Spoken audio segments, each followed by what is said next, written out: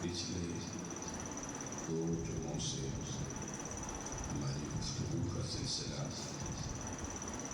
جس عنوان پر جاری ہے وہ ہے اسلام کا حقیقی تصور امن کیا ہے۔ اس حوالے سے ہم نے داخلی امن یعنی ود ان دا اسٹیٹ، ایک ریاست کے اندر، ایک صوبے کے اندر، ایک شہر کے اندر، ایک محلے کے اندر اور ایک گھر کے اندر امن کیسے قائم کیا جا سکتا ہے، اس کے بنیادی تقاضے کیا ہیں۔ اس حوالے سے 3 چیزیں ہم ڈسکس کر چکے ہیں۔ سب سے پہلے ہم نے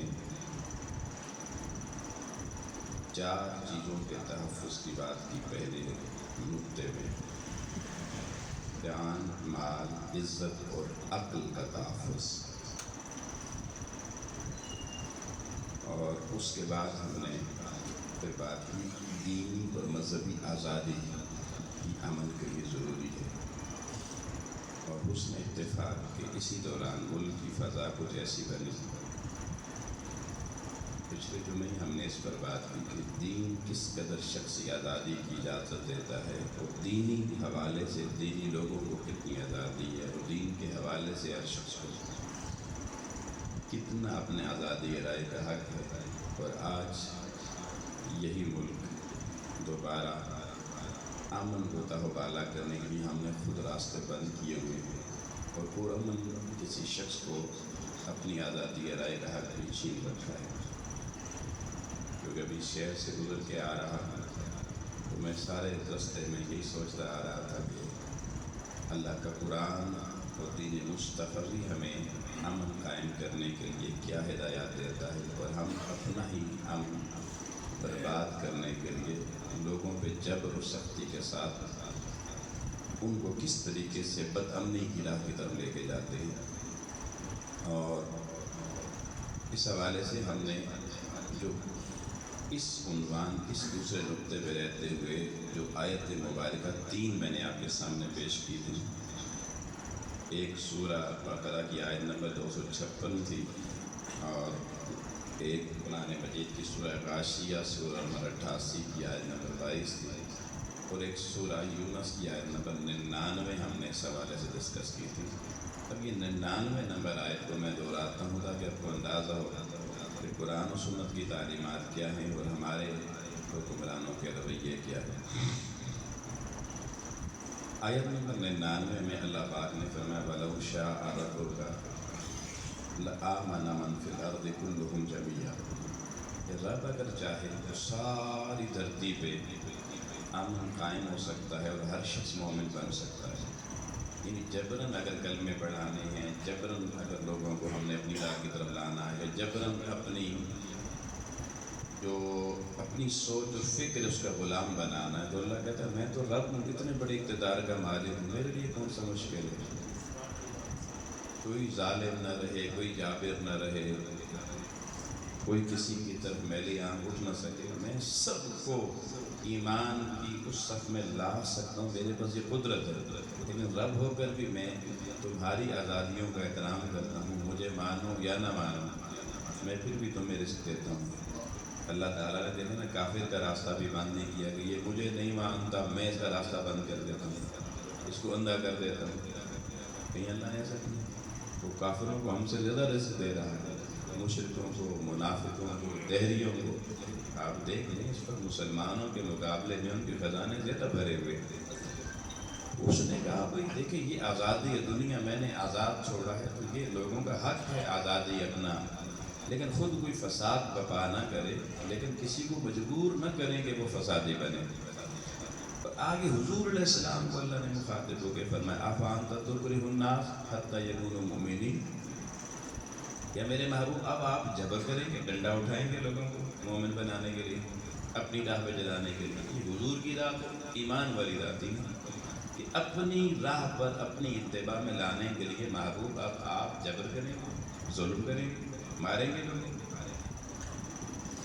اللہ محبوب کو بھی کہہ رہا سونے مجھے یہ والا دین قبول نہیں ہے، یہی وجہ ہے کہ امام الانبیاء نے اپنی راہ پہ چلانے کے لیے دعوت تو دی، لیکن پتھراؤ ہوا تو پتھر کھائے، آگے سے واپس حملے نہیں کروائی، شیلنگ نہیں کروائی۔ ایون جب مکہ فتح ہوا اس وقت آپ دیکھ لیں اس وقت کیا مشکل تھا کہ آج جس سے چاہتے بدلہ لے سکتے تھے، جس سے چاہتے مکہ کی گلیاں خون سے بہہ سکتے تھی، اور یہاں تک دین نے اجازت بھی دی تھی قتل کا بدلہ قتل، آنا ببل آنا اوزونا بالوزن تنا بالسن کی اجازت بھی دی، لیکن اس کے باوجود امت کو کلمہ پڑھنے والوں کو قیامت تک اسوہ حیات دینا تھا۔ آپ نے فرمایا لا تثریب علیکم اليوم، کوئی کسی کے مواخذہ نہیں ہے، ہر ایک کو چھٹی، کسی کا راستہ نہیں بند کیا کسی کے گھر کا، کسی کو نہیں کہا کہ بھائی تم نکل جاؤ مکے سے یا تم اپنے گھروں سے باہر نہ نکلو، بلکہ صحن حرم کعبہ میں حضور علیہ السلام موجود ہیں، اور ادھر آپ دیکھیں سارے کفار سامنے ٹیلوں میں چڑھ کے سب کچھ دیکھتے ہیں۔ اس وقت بھی کسی بھی کا پکڑ کے لے آؤ میرے پاس ذبح کر دیتے ہیں۔ اب اس میں اگلا پوائنٹ میں بھی ڈسکس کرتے ہیں کہ امن کے قیام کے لیے اگلی بنیادی چیز یہ ہے کہ عصبیت کا خاتمہ کیا جائے۔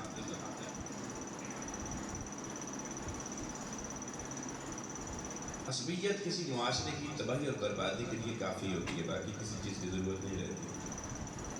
عصبیت سے تعصب پیدا ہوتا ہے، تعصب سے اناد اور نفرت جنم لیتی ہے، اور جس معاشرے کے لوگوں کے خمیر میں نفرت بھر دی جائے پھر آپ اس قوم سے امن کی توقع رکھیں تو آپ خواب خرگوش دیکھ رہے ہیں، خواب خرگوش کے مزے لے رہے ہیں۔ عصبیت کا لفظ دیکھیں یہ بیسیکلی عصبہ سے نکلا ہے۔ عصب عربی زبان میں کہتے ہیں آپ کے پٹھے کو، یہ جو پٹھے ہوتے ہیں نا وجود کے، عربی میں ان پٹھوں کو عصب بولتے ہیں،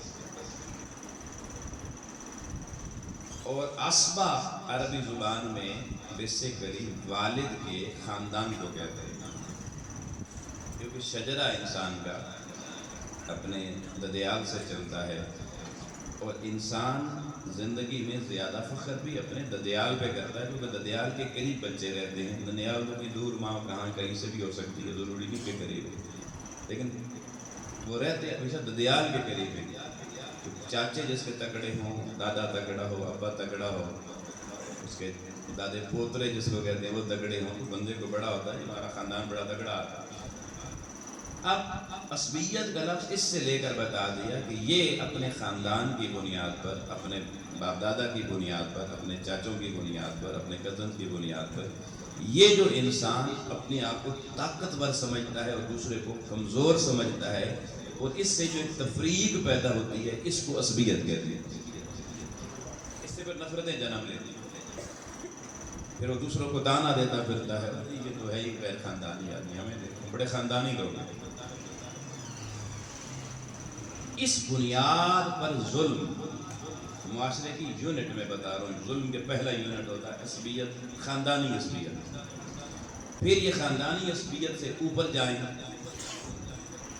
تو پھر بعض جگہوں پر شہروں کی بنیاد پہ بھی عصبیت ہوتی ہے، کہ لاہور کے رہنے والا وزیر اعلیٰ پشاور والے وزیر اعلیٰ سے عصبیت اختیار کرتے ہیں، یہ بھی آپ نے دیکھا۔ صوبائیت کی بنیاد پر عصبیت ہوتی ہے، تعصب ہوتا ہے۔ آج کل سندھ اور پنجاب کی بھی ہمارے یہاں کہانی چل رہی ہے، اسمبلی تک آپ دیکھتے ہیں، تعصب کی بنیاد، عصبیت کی بنیاد، اور پھر یہ عصبیت بڑھ کے پھر ریاست اور ملکوں کے درمیان چلی جاتی ہے، اور ملکوں کے درمیان عصبیت اور نفرت کی جنگ دیکھ رہے ہیں۔ اسرائیل، فلسطین، کشمیر، یہ سب عصبیت کا شکار ہے، کمزور کو طاقتور مار رہا ہے۔ یہ اس کی بنیاد میں نے بتائی، آپ کا خاندان ہے، یہ یہاں سے یہ پھوٹتی ہے اور کہاں تک چلی جاتی ہے، پورے عالم کا امن تہوبالا کر دیا جاتا ہے۔ یعنی فساد کی بڑی جڑوں میں سے جڑ عصبیت کا پھیلانا یا عصبیت کا شکار ہونا ہے۔ اور آپ دیکھیں اس کا اظہار کس کس موقع پہ کیسے کیا گیا، لیکن دیکھیں امن قائم کرنے کے لیے حکومتوں کو، بڑوں کو کیا کرنا ہوتا ہے، یہ تعلیمات رسول بتا رہا ہوں۔ امام الانبیاء علیہ السلام نے جب مکہ فتح کر لیا نا، اور آپ صحن حرم کعبہ میں صحابہ کو لے کر آ گئے، مکے کا ہولڈ آپ نے سنبھال لیا، تو تو آپ نے پہلا کام کیا کیا، نماز کا وقت قریب تھا، آپ نے اذان دلوانی تھی، پر آپ نے ساری زندگی علماء سے سنا کہ حضور علیہ السلام نے حضرت بلال حبشی رضی اللہ تعالیٰ عنہ کو کعبے کی چھت پہ کھڑا کیا اور کہا دے اذان کرا رکھ دیا۔ اب وہ جو عصبیت زدہ قوم تھی، سرداری نظام تھا، ذاتی ذات برادری قوم قبیلہ، اس بنیاد پہ تفاخر، نسلی تفاخر تھا، دوسروں سے نفرت نسل در نسل جن کے خمیر میں بسی ہوئی تھی، وہ سارے اب وہ کافر سامنے دیکھ رہے ہیں۔ وہ کوئی اوجل نہیں تھے، چھپے ہوئے نہیں تھے، یعنی حضور اتنے پرامن تھے کہ قبضہ پورے مکے پہ صحابہ نے کر لیا، لیکن کفار اتنے آزاد ہیں کہ وہ تماشا سامنے کھڑے ہو کے دیکھ رہے ہیں، انہیں کسی نے کچھ نہیں کہا۔ اب جب حضور علیہ السلام نے کعبے کی چھت پر حضرت بلال کو کھڑا کیا تو سنن ابن ماجہ کی حدیث ہے، مسند احمد بن حنبل میں موجود ہے کہ ایک مکہ کے کافروں میں شخص نے بڑا باواد بلند جملہ کہا، اس نے کہا شکر ہی آج کا دن دیکھنے سے پہلے میرا باپ مر گیا، ورنہ یہ منظر دیکھ کے بھی وہ مر جاتا کہ ایک کالا غلام اس کو چھت پہ کعبے کے کھڑا کر دیا گیا۔ ہماری تو پگڑیاں اچھل گئی ہیں، ہماری تو جو نسلی تفاخر تھا وہ کدھر گیا؟ وہ کسی وڈیرے خاندان کا بندہ کوئی نہیں محمد کو ملا، اتنی چھوٹی ذات کو چھت پہ کھڑا کر دیا۔ یہ چھوٹی ذات کا تانا سب سے پہلے کہاں سے آئی؟ اگر امام الانبیاء نے یہ تانا سنا لیکن یہ نہیں کہ پھڑکا دو، یہ اس تصور کو سمجھیں۔ امن کیا چیز ہے؟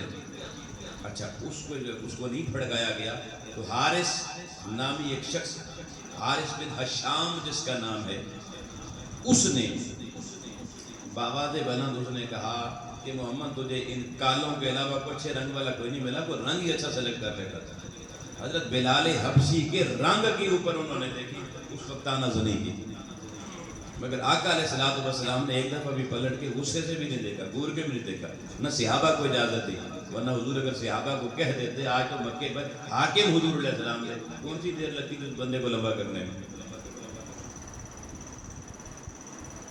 اس موقع پر بھی دشمن کو کتنی آزادی دی، لا اکراہ فی الدین کا درس دیکھیے، لست علیہ بمسیطر کا درس دیکھیے۔ اللہ نے کہا محبوب میں نے آپ کو جابر قاہد کو تھانے دار نہیں بنایا، اللہ ہدایات دے رہا ہے امن قائم کرنے کی اپنے محبوب کو، تو کوئی بشری تقاضا ایسا سامنے نہیں آتا، حالانکہ بشری فطرت میں غصہ آ جائے انسان کو، مگر اللہ کی تعلیمات پر حضور نے اس خوبصورت انداز میں خود بھی اور صحابہ کرام کو عمل کروایا کہ اس قدر شدت کے تانوں کے باوجود بھی کوئی ایک نظر بھی ان کی طرف نہ اٹھی، نظریں سب کی اللہ کے حرم کی طرف رہی اور حرم کے تقدس کی طرف رہی اور امن کے قیام کی طرف رہی۔ اب ابو سفیان کو کسی نے کہا بڑا اچھا موقع ہے، وہاں سے تو کوئی ریسپانس نہیں آ رہا، کوئی پتھر نہیں آ رہا، کوئی شیلنگ نہیں آ رہی، تو بھی اٹھنا، سب سے پہلے تو آپ پہلے خود تو گائیڈ کرتا تھا، اب کچھ کہے۔ اب ابو سفیان کو جملہ بڑا تاریخ کیا، ابھی اس نے بھی کلمہ نہیں پڑھا تھا، اس نے کھڑے ہو کے کہا کہ میرے پاس کہنے کو تو بہت کچھ ہے، میری ڈکت سب سے بڑی ہے کہنے کے لیے، یہ پڑھا لکھا بندہ تھا ان میں سے، مگر اس نے کہا کہ میں اس لیے ایک جملہ بھی نہیں کہتا کہ میں یہاں آپ کو کہوں گا نا، میں ذرا دور تھا تھوڑا تھا، اگر محمد سن نہیں سکیں گے تو مجھے اتنا پتا ہے کہ محمد کا رب ہماری ہر بات محمد کو بتا دیتا ہے، یعنی حضور کے بعد غیب کا علم پہنچ جاتا ہے۔ آج امت اس پہ بھی لڑ رہی، حضور کو علم نہیں۔ ابو سفیان کا یہ تاریخی جملہ حدیث کی کتاب میں موجود ہے، ہم جو بات ادھر کرتے ہیں محمد کا رب اسے فوراً بتا دیتا، اس کو خبر ہو جاتا، اسے پتا تھا کہ آگے ہم نے فیس کرنے ہیں معاملات ان کے ساتھ، تو اب وہ خاموش ہو کے بیٹھے۔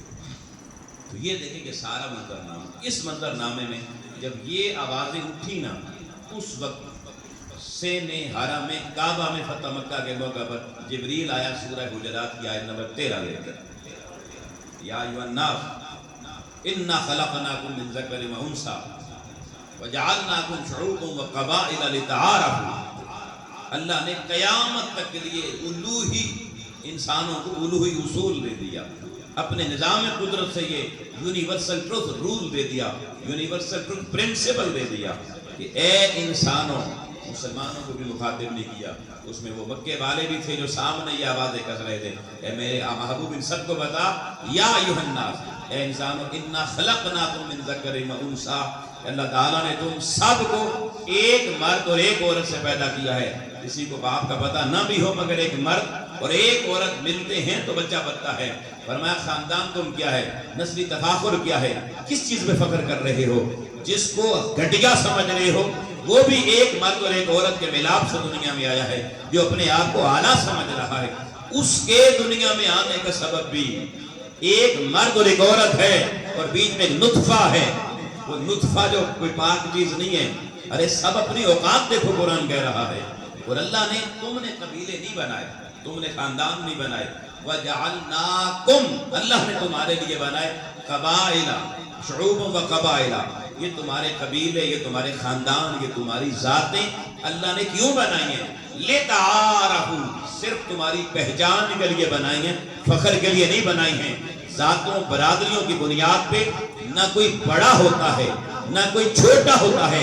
ہاں پیدا کرنے والے رب سے پوچھو کہ بڑا چھوٹا ہونے کا معیار کیا ہے؟ فرمایا ان اکرمکم عند اللہ اتقاکم، اللہ کے نزدیک عزت والا، عظمت والا، بزرگی والا، رفعت والا، فضیلت والا وہی ہے جس کے دامن میں تقویٰ کا نور موجود ہے۔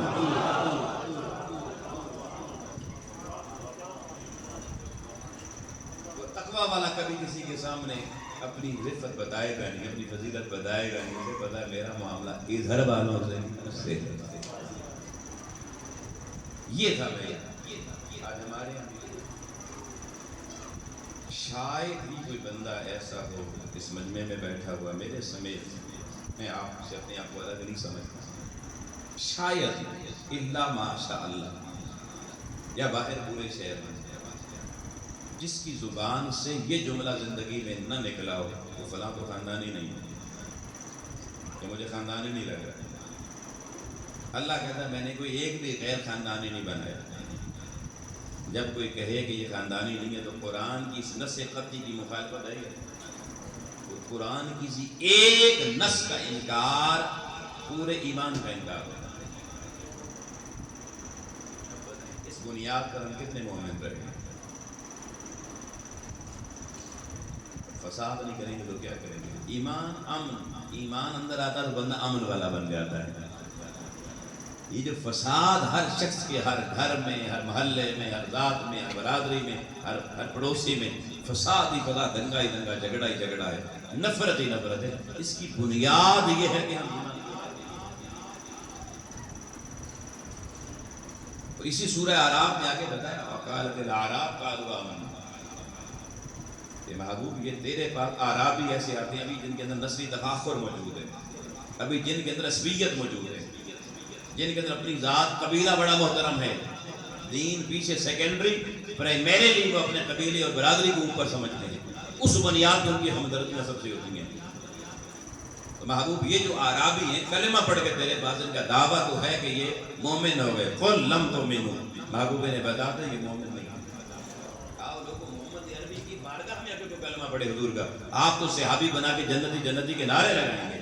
اللہ قرآن میں کہہ رہا محبوب انہیں بتا دیں بے شک کلمہ تیرے پاس پڑا ہے، نمازیں تیرے پیچھے پڑتی ہیں، صحبت تیری میں بیٹھتی ہیں، لیکن اس کے باوجود بھی لم تؤمنوا، ابھی انہیں ایمان کا نور نصیب نہیں ہوا۔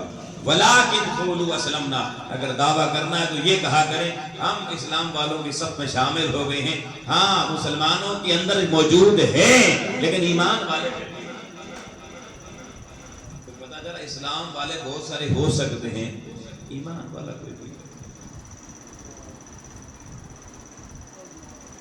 عصبیت اللہ کو کتنی ناپسند ہے کہ حضور کی بارگاہ میں جو کلمہ میرے محبوب کی بارگاہ میں آگے پڑھے، نمازیں حضور کے پیچھے پڑھے، صحبت رسول کی پہ بیٹھے، قرآن حضور سے سیکھے، لیکن وہ اعرابی اپنی اس نسلی، ذاتی، خاندانی، لسانی، علاقائی عصبیت اپنے دل میں لے کے بیٹھا ہوا ہو۔ اللہ کہتا ہے محبوب سے بتا دے ابھی اس کے سینے میں ایمان تھا۔ وَلَمَّا يَدْخُلَ الْإِيمَانِ فِي قُلُوبِكُمْ، ساتھ بتایا کہ ابھی ایمان دل میں داخل نہیں ہوا۔ ایمان زبان سے بولنے کا نام نہیں ہے، ایمان ہاتھ سے لکھ کے ڈائریاں بھرنے کا نام نہیں ہے، ایمان اس نور کا نام ہے جو بارگاہ رب العالمین سے جب عصبیت ختم ہو جائے بندے کو ملتا ہے تو سیدھا دل کی پاتال کی تہوں میں اتر جائے، سینے کو روشن کر ایمان کو روشنائی کر ایمان۔ ہم دیکھیں ہمارے کس کے سینے میں کتنی روشنی۔ ہمارے سینے میں میں کہتا ہوں پاکستان کا آئس کو ہیڈ کوارٹر پورا بھی بلب اندر لگا دے تو ہمارا سینہ نہیں روشن ہو، اتنا اندھیرا ہے۔ 11,000 واٹ کا پورا گریڈ اندر لگوا دے نا ہمارے سینے میں روشن کرنے کے لیے، تو کہے گا نہیں روشن نہیں ہونا۔ ہمارے دامن میں غلاظت، نفرت اور حسد اتنا بھرا ہوا ہے۔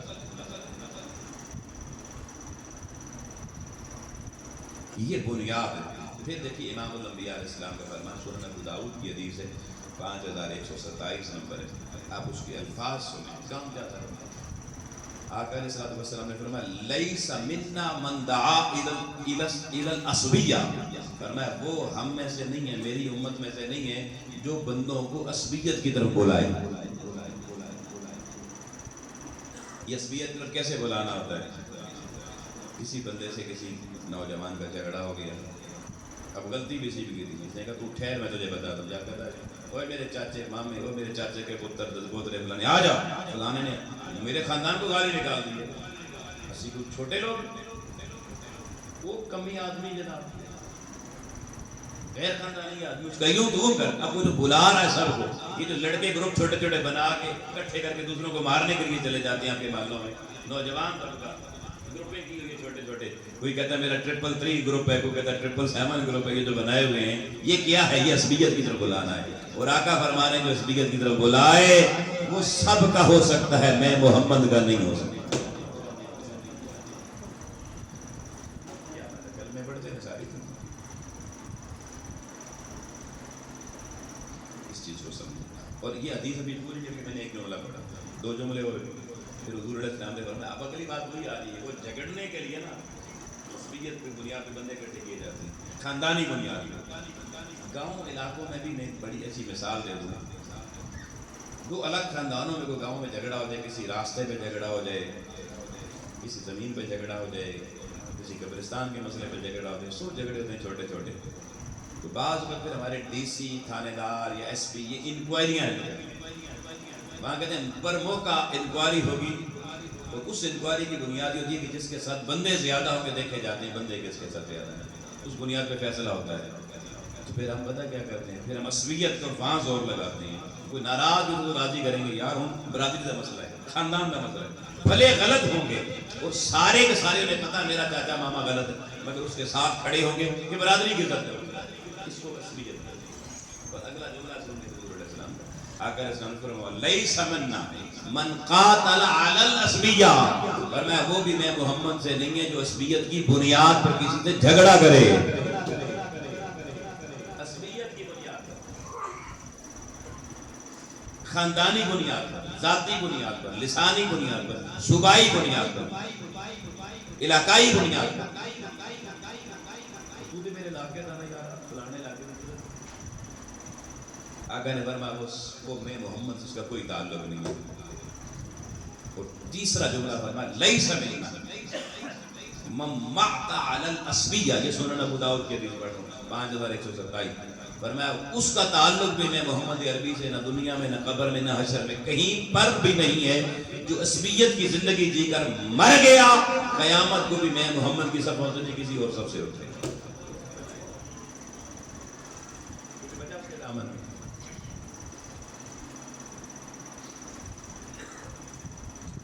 اپنا ہے جی، بیگانے مسلمان کو اپنا نہیں سمجھتے۔ کوئی شخص حافظ قرآن ہو، عالم دین ہو، زاہد ہو، عابد ہو، خشیت والا ہو، بڑا اللہ سے ڈرنے والا ہو، ایماندار ہو، منصف ہو، سچ بولنے والا ہو، صادق ہو، امین ہو، لیکن ہم وہ اگر آپ کی بیٹی کا رشتہ کہے مجھے چاہیے تو آپ کہتے ہیں نہیں میں خاندان سے بیعت نہیں دیتا۔ یہ کیا عصبیت ہے؟ اس کو عصبیت کہتے ہیں کہ آپ نے تقوی والے بندے کو اس کے منہ پہ تھپڑ مار دیا، اس کو ٹھڈا مار دیا۔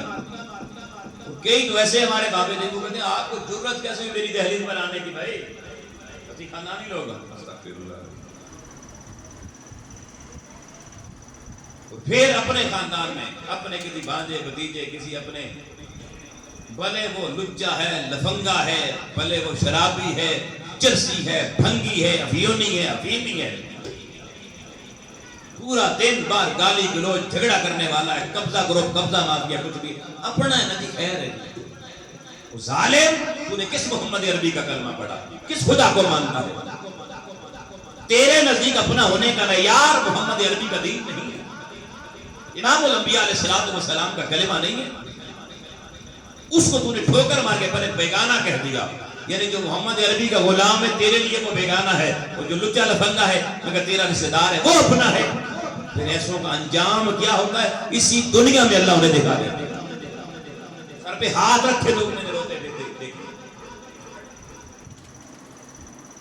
اگر آپ کا کوئی اپنا ہے ذاتی برادری کی سطح پہ، لیکن تقویٰ کی بنیاد پہ اس کو دیکھو، اگر تقویٰ کے معیار پہ پورا کرتا ہے پھر سینے سے لگاؤ، صرف برادری ہونے کی نیت پہ نہ اپنے سینے سے لگاؤ۔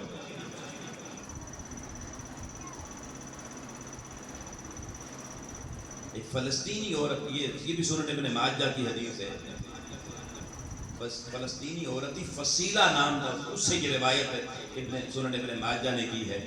اس نے ایک صحابی سے یہ روایت سنی اور آگے وہ راویہ بنی پھر حدیث کی، فصیلہ نام ہے۔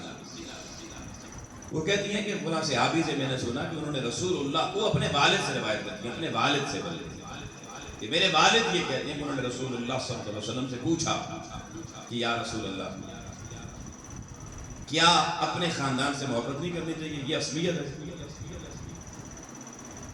صحابہ ایک ایک بات کے بتا کر وہ کہتے ہیں میرے والد نے پوچھا حضور سے کہ یہ جو اپنا خاندان ہوتا ہے، ذات برادری ہوتی ہے، اس سے محبت نہیں کرنی چاہیے، یہ عصبیت ہے؟ حضور نے کہا نہیں، محبت کرنی چاہیے، لیکن جب تک تیرا خاندان ظالم نہ ہو، ظلم کرنے والا نہ ہو، یا ظالموں کا حمایتی نہ ہو۔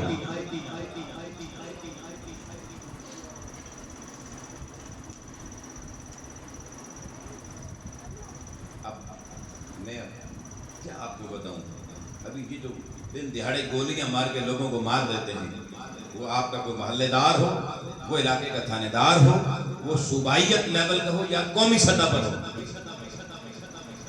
ایک شخص پرامن ہو کے نکلا یا نکلا نہیں خدا کے گھر میں اور چڑھ دوڑے اس کے اوپر اس کو مار دیا، کاٹ دیا۔ مجھے بتائیں پرسوں رات کو جامع مسجد رحمت للعالمین میں بیٹھے ہوئے مسلمانوں کا قصور کیا تھا؟ وہ کیا حکومت کے خلاف کوئی احتجاج کر رہے تھے؟ ابھی تو احتجاج شروع بھی نہیں کیا گیا۔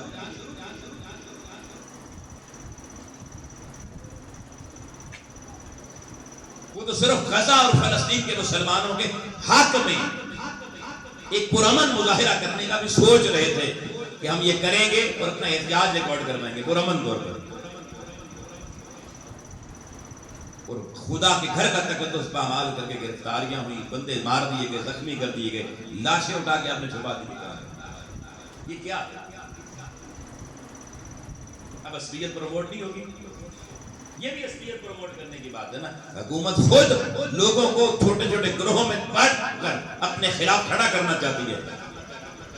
کب تک لوگ پرامن رہیں گے؟ کل لوگ اسلحہ لے کے نکل آئیں گے، پھر کیسے رہیں گے؟ کتنے بار؟ لیکن یہ قوم مار کھائے گی، ابھی دن بات سن لیں، اس کو اور مار پڑے گی، اور پڑھنی بھی چاہیے۔ اب آپ کہیں گے اتنا جلدی مستفیضہ بدل گئے، 2 جملے پہلے ہمدردی کسی اور تھی اور اب کہہ رہے ہیں مار پڑھنی چاہیے۔ ہاں پڑھنی چاہیے، کیوں؟ کیونکہ یہ قوم جب تک عصبیت کا شکار ہو کے چھوٹے چھوٹے گروہوں میں الگ الگ رہے گی، دشمن کے لیے، طاقتور کے لیے اس کو مارنا آسان ہے۔ آپ دیکھیں ابھی ہفتہ نہیں ہوا، کشمیری نکلے، ہمارے آزاد جموں کشمیر کے لوگ، عصبیت مٹا کر، کوئی عصبیت نہیں تھی کہ میری پارٹی تو یہ ہے جی حکومتی، میں تو دکان کھولوں گا، میں تو گاڑی چلاؤں گا۔ میں اس دوران خود کشمیر میں ایک پروگرام پہ گیا، یوں لگتا تھا کہ کسی قبرستان میں آ گئے، ایک بندہ بندے کی ذات روڈ پر نہیں، ایک سائیکل تک بھی نہیں، حتیٰ کہ میڈیکل سٹور پر کوئی ایک دکان، کوئی ہوٹل نہیں کھولا، کچھ بھی نہیں کھولا۔ ایسے لگتا تھا اس بستی میں کوئی دنیا رہتی ہوگی، پہلے زمانے میں گزر گئی ہے، کوئی انسان نہیں۔ اتنا اتحاد، کوئی عصبیت نہیں کہ تیرا قبیلہ یہ، تیری برادری ہے، میں گجر ہوں تو تو سردار ہے، ہم کیوں اکٹھے نکلیں؟ جب ایک ہی سب پہ سارے کھڑے ہوئے، آپ دیکھیں 3 دنوں میں حکومت کو 72 گھنٹے میں گھٹنے ٹیکنے پڑے یا نہیں پڑے؟ اب انہوں نے 36 مطالبات بنوا لیے یار، 36 نہیں، 36۔ اور ہم ادھر ایک پرامن احتجاج بھی نہیں کر سکتے۔ وہ کیوں نکلے تھے؟ وہ نکلے تھے اس صدارتی آرڈیننس کے خلاف۔ بیسیکلی مسئلہ ایک تھا، وہ صدارتی آرڈیننس کیا تھا؟ آزاد جموں کشمیر میں صدارتی آرڈیننس نافذ کر دیا گیا، کوئی شخص بھی 4 بندے مل کے احتجاج نہیں کر سکتے۔ یہ آرڈیننس آپ کے اسلام آباد میں بھی نافذ ہوگا، یہ سنیے گا۔ اب یہ کیونکہ ہماری تحریک لبیک پاکستان کا کیا تھا کہ ہم نے اسلام آباد میں آ کر یہ احتجاج کرنا ہے، اور وہ کہتے ہیں صدارتی آرڈیننس کے مطابق اسلام آباد میں احتجاج کرنا حرام ہے۔ اللہ رسول کے حکم کی بات نہیں کر رہا، صدارتی آرڈیننس کی بات کر رہا۔ وہ کہتے ہیں جی آرڈیننس موجود ہے، آپ لا توڑیں گے، قانون توڑیں گے۔ وہ قوم کھڑی ہوئی اسی آرڈیننس کے خلاف، اور سب سے پہلے جو 36 میں سے پہلا مطالبہ انہوں نے منوایا وہ یہ والا صدارتی آرڈیننس پھاڑ کے پھینکوا دیا۔ قوم متحد ہو، لیکن اگر ہم یا جماعت اسلامی الگ نکلے گی، TLP الگ نکلے گی، کوئی اور الگ نکلے گا، پل کوئی اور الگ نکلے گا، ٹھیک ہے، ایسوسیشن الگ نکلیں گی، NGOs الگ نکلیں گی، سب کو مار پڑے گی۔ اور مار کھانے کے بعد کسی کا کچھ نہیں بننا۔ مقدمہ بھی آپ یہاں کے پاس جی، اس قوم کے لیے بھی، وہ بنگلہ دیش کی قوم وہ بھی ایک مثال پیش کر گئی آپ کے سامنے، وہ نیپال کی قوم ہے وہ بھی ایک مثال پیش کر گئی، ہمارے آزاد جموں کشمیر کے کشمیریوں نے بھی ایک مثال قائم کر دی۔ پاکستانیوں اللہ کرے تمہیں بھی سمجھ میں آئے، ورنہ یہ فساد بڑھے گا۔ ظاہری بات ہے جب کسی کے لاشیں گرائے جائیں تو کیا خیال ہے، وہ منہ میں چوسنی لے کے بیٹھ جائیں گے؟ ایسا تو نہیں ہو سکتا۔ لیکن ہم پرزور مذمت کرتے ہیں، کنڈیم کرتے ہیں۔ پرسوں رات جو جامع مسجد رحمت للعالمین میں جو کچھ کیا گیا یہ نہیں ہونا چاہیے۔ یہ ملک کی پرامن فضا کو خود ہم نے اپنے ہاتھوں سے فتنہ اور فساد کی طرف دھکیل دیا ہے۔ پھر کہتے ہیں لوگ خود کچھ بمبار بن جاتی ہے، یہ بن جاتی ہے۔ اس ظالموں پہلے حیا کرو، لوگوں کو اس راستے پہ جانے کیوں دیتے ہو؟ عصبیت خاندان بھی پروموٹ کرتے ہیں اور عصبیت حکومتیں بھی پروموٹ کرتی ہیں۔ خاندان سے لے کر حکومتوں تک سب کو پیغام دینا چاہتا ہوں، آؤ اس راہ عصبیت کو چھوڑو، امن اور صلح کی راہ پہ چلو۔ قرآن مجید کے لفظ ہیں وَالصُّلْحُ خَيْرٌ۔ اللہ کی طرف سے خیر تب ملتی ہے جب بندہ صلح کی طرف مائل ہوتا ہے، اور صلح صفائی سے کام سب ہوتا ہے۔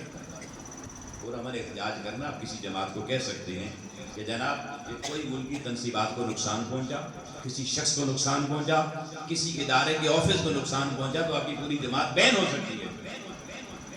آپ یہ کر کے دیکھیں تو ایک کارکن بھی کوئی نقصان نہیں پہنچائے گا۔ ویسے بھی مذہبی جماعتیں اتنا نقصان کبھی کیا نہیں ہے جتنا ان کے کھاتے میں ڈالا جاتا ہے۔ یہ بالکل ہماری وہی اسٹریٹجی ہے جو انٹرنیشنل اسٹیبلشمنٹ کی ہے، جنہوں نے 2005 میں امریکہ میں ایک وقوع کروا کے خود اور اسلام کے ماتھے پہ دہشت گردی کا دھبا لگا دیا۔ یہ اہل اسلام دہشت گرد، اور اسلام معاذ اللہ کی دہشت گرد مطلب ہے۔ میرے استاد کے محترم حضور شیخ الاسلام نے 672 صفحات میں مبنی تاریخی فتنہ خارجیت کے خلاف اور دہشت گردی کے خلاف فتویٰ دیا۔ وہ فتویٰ جب آیا اسلام کا پھر چہرہ صاف ہوا، جو دشمن نے کالا کرنے کی کوشش کی تھی۔ مگر آج ہماری آرمی کو ابھی پچھلے سال 2 سال پہلے جا کے سمجھ میں آئے وہ فتویٰ۔ یہ جو خارجیت کے خلاف آپریشن ہو رہا ہے، یہ ابھی بھی ہمارے کچھ کیپٹن وغیرہ فوت ہوئے ہیں۔ کل بھی افغانستان رات کو ہم نے بندہ تلاش کر کے ان کا مارا ہے، جس نے کتنے بندے کل پرسوں ہمارے مارے گئے ادھر۔ یہ فتنہ خارج کے خلاف جو جہاد آج ہو رہا ہے، یہ شیخ الاسلام ڈاکٹر محمد طاہر القادری کے اس تاریخی فتویٰ کی بنیاد پر ہو رہا ہے۔ علماء کو آپ کو اس طرح سے گائیڈ کرتے ہیں، کیسا دشمن کو پہچانا، ان کے خلاف لڑو۔ لیکن ہم اپنے لوگوں کی جانے لگے۔ اللہ پاک ہدایت عطا فرمائے۔ تو یہ میں نے عصبیت کے حوالے سے ایک نقطہ آپ کے سامنے رکھا، اور صرف اس میں ایک بات اور ایڈ کرنا چاہتا ہوں۔ چوتھی بات جو امن قائم کرنے کے لیے ضروری ہے وہ ہے کہ گروہ بندی اور فرقہ پرستی چھوڑی جائے۔ بلکہ یہ 5ویں بات، 4 بات، گروہ بندی اور فرقہ واریت، اس کو کلیتاً اس کا تریاق کیا جائے۔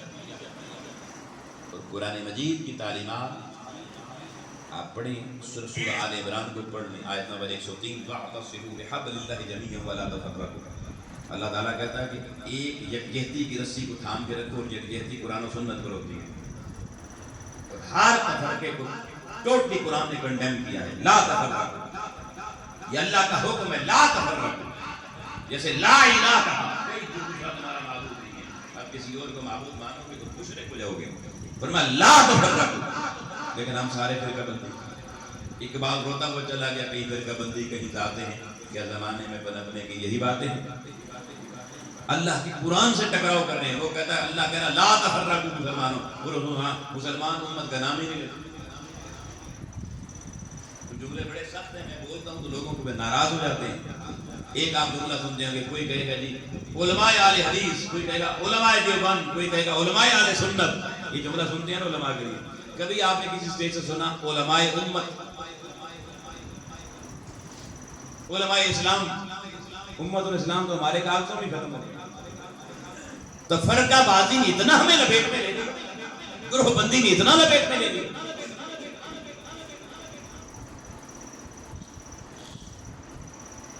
اور اس میں جو چھوٹے چھوٹے جو ڈیڑھ انچ کی مسئلے بنا کے نا نئے فتنہ فساد برپا کرنے والے لوگ نکل، ان کو پیغام دے رہا ہوں. اور یہ حدیث مشکات المصابیح کی ہے، مسند احمد بن حنبل میں بھی موجود ہے.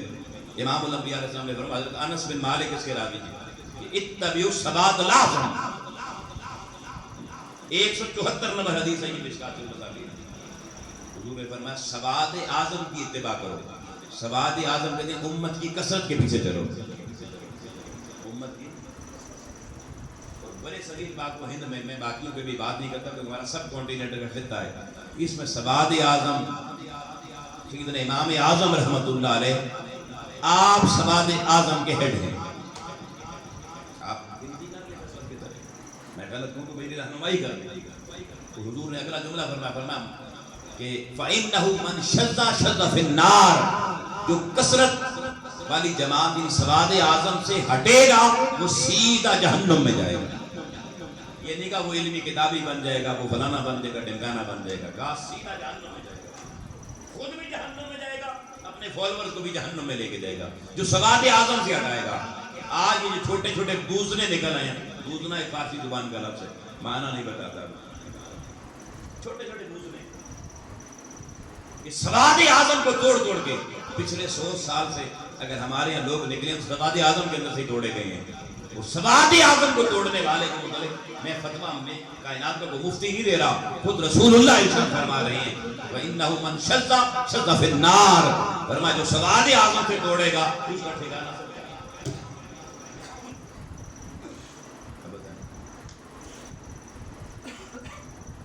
پھر اسی سورہ آل عمران کی آیت نمبر 105 اللہ پھر پلٹ کے کہہ رہا ہے. 2 آیتیں بعد ہی 103 اور 105 کتنا بیچ میں فرق ہے، ایک آیت بھی فرمایا وَلَا تَفَرَّقَ الَّذِينَ، خبردار تم نے تفرقہ بازی کی طرف نہیں جانا اور وقت آنا کوئی اختلاف کی طرف نہیں جانا. من بعد ما جاءهم البینات، جب اللہ کی واضح نشانیاں قرآن تمہارے درمیان موجود ہے تو قرآن پر آپس میں اتفاق اور الحاق کرو. آپس میں چھوٹی چھوٹی بنیادیں الگ اکائیاں نہ بناؤ، ٹوٹ پھوٹ کا شکار نہ ہو. آج ہمیں جو مار پڑ رہی ہے حکومت وقت کی طرف سے لوگوں کو، اس کی صرف ایک ہی وجہ ہے کہ ہم نے چھوٹی چھوٹی اکائیاں ہیں اور یہ اکائیاں جتنی بڑھیں گی مار اتنی بڑھے گی. یہ ساری اکائیاں آپس میں مل گئی اور ایک سواد اعظم بن گئے. پھر میں بھی زندہ اگر ہوا تو آپ مجھے بتانا، میں دیکھتا ہوں کس میں طاقت ہے دم ہم ان کو مارنے. کشمیر میں صرف 5 سے 10 لاکھ لوگ نکلے اور بڑے بڑوں نے گھٹنے ٹیک دیے، یہاں تو کروڑوں لوگ نکل گیا. اس پیغام کے ساتھ اللہ کی بارگاہ میں دعا کرتا ہوں کہ اللہ تعالیٰ ہمیں فہم عطا فرمائے، سمجھ عطا فرمائے، ہمیں وحدت کی طرف اور کثرت کی طرف آنے کی توفیق عطا فرمائے اور ہمیں اجتماعی سوچ پروان چڑھانے کی توفیق عطا فرمائے. جب ہم انہی ممبروں سے بیٹھ کر ایک دوسرے پہ فتوے لگا کے کہیں گے یہ بھی ہمارا نہیں، یہ بھی ہمارا نہیں، یہ بھی نکل گیا، یہ بھی نکل گیا، تو پھر مار ہمارا مقدر بنے گی. حضور علیہ السلام نے تو اپنی صفوں میں منافق بیٹھے ہوئے سامنے پتا تھے، مگر مرنے کے بعد بھی منافقوں کو اپنے کرتے دے دیے تاکہ دشمن کو سمجھ لگے کہ ان کی اجتماعیت ہوتی ہے. کیا حضور نہیں جانتے تھے کہ عبداللہ بن ابی منافقوں کا سردار ہے؟ سب کچھ جانتے تھے، مگر جاننے کے باوجود اس کو ایک دفعہ بھی سب سے اٹھایا نکالا. ہم تو کہتے ہیں کہ سننی ہی نہیں ہے، فلانا نہیں ہے، ڈھنگانا نہیں. حضور نے کہا تو صحابی نے نکل جاؤ. کہہ سکتے تھے فیصلہ کر جاتے، بیٹھتے تو صحابہ کے ساتھ میں ہوتا.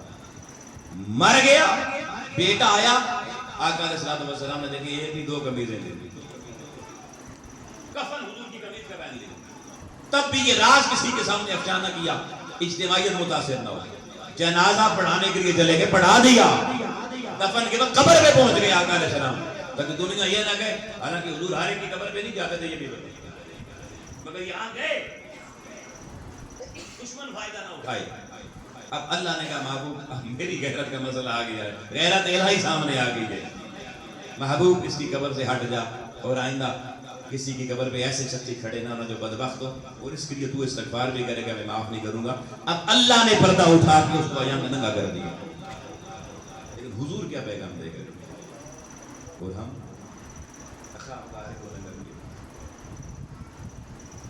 اللہ کی بارگاہ میں دعا مالکم والا ہم سب کو امن و آشتی کا حقیقی دینی محمدی مصطفی راستہ اپنانے کی توفیق عطا فرمائے۔ تو یہ مضمون انشاءاللہ جاری رہے گا۔ وآخر دعوانا